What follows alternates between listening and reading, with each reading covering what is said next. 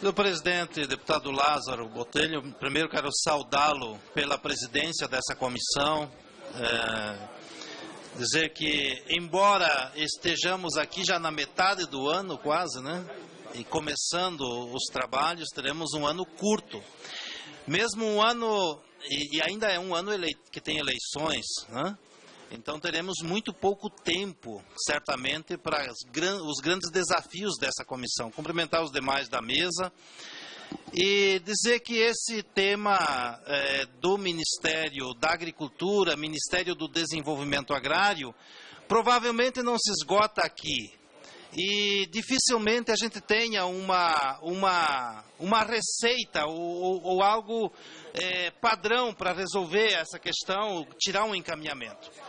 O debate é necessário. Agora, é importante considerar aqui alguns pontos. Primeiro, a construção da agricultura familiar e que se deu por dentro do Ministério do Desenvolvimento Agrário tem décadas. Tem décadas. Não se muda isso numa canetada. É atropelar a história.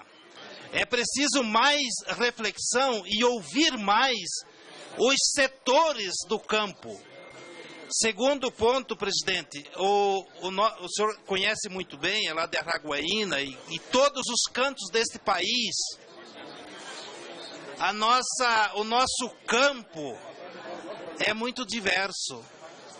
O nosso campo vai desde do indígena, do caboclo, do seringueiro, do ribeirinha, do agricultor familiar descapitalizado, que são muitos, produzem pouco, mas contribuem porque não incham as cidades, e é importante que eles fiquem lá, mesmo que produzem pouco. Preservam o meio ambiente, tem que ser valorizado. Não olhamos eles só pela quantidade que produzem, mas pelos seres que são. A comissão aqui está meio agitada hoje, né? Presidente, eu queria reforçar essa ideia de que olhemos o campo não como algo hegemônico, nem só dos camponeses pobres e nem só dos empresários mais abastados, que têm as melhores terras.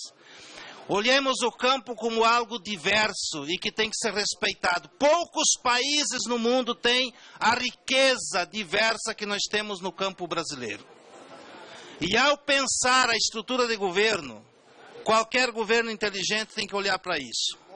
Para a história e para a nossa rica diversidade do campo. Para um país que é continental, para um país que tem vários biomas, para um país que tem várias raças humanas no campo, para um país que tem uma biodiversidade que poucos países têm. A maior biodiversidade do mundo está aqui.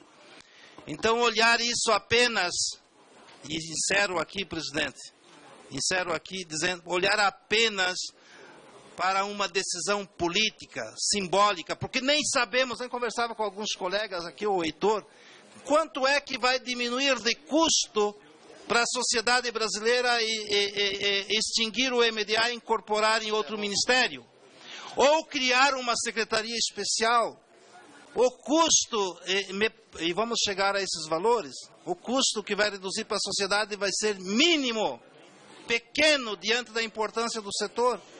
Na minha avaliação, é mais uma decisão política e simbólica para a sociedade, mais que a história de décadas de construção do campo brasileiro e a sua diversidade e a sua riqueza não podem pagar esse preço apenas para um aceno político, um aceno simbólico, porque vamos diminuir o tamanho do Estado. É importante observar isso e, no fundo, defendo mais discussão. Não quero aqui encerrar dizendo que sou contra a extinção do MDA, a incorporação desse em outros ministérios. Mas não há nenhum elemento que me convença que essa decisão tenha que ser tomada de forma tecnocrata e apenas inspirado por interesse político.